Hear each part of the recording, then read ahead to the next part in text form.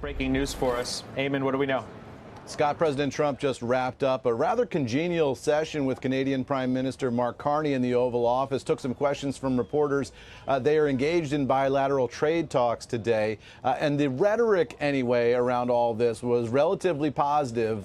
Both leaders seemingly aware of the tensions between the two countries due to tariffs and trade. And the president's comments about Canada becoming the 51st state earlier in the year, they seem to be at pains to suggest that relations are much better now. No real specifics emerging from this session, Scott, in terms of Canadian trade. The president just saying that he wants to get a comprehensive trade deal with Canada that works for him.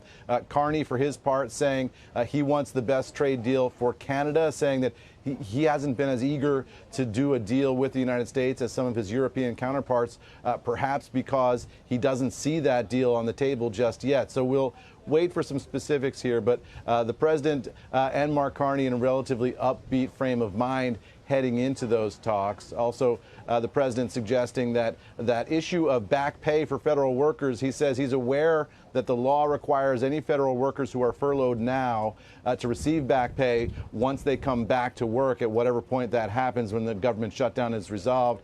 He said he's aware of the law is the law, and it's correct. So that would seem to put to bed the idea that the federal workers might have to go without their back pay forever. And there were some economists who were looking at, what kind of overall economic impact would that have in the United States and in particular regions around the country. That seems, Scott, now to be less of a concern based on what the president just said.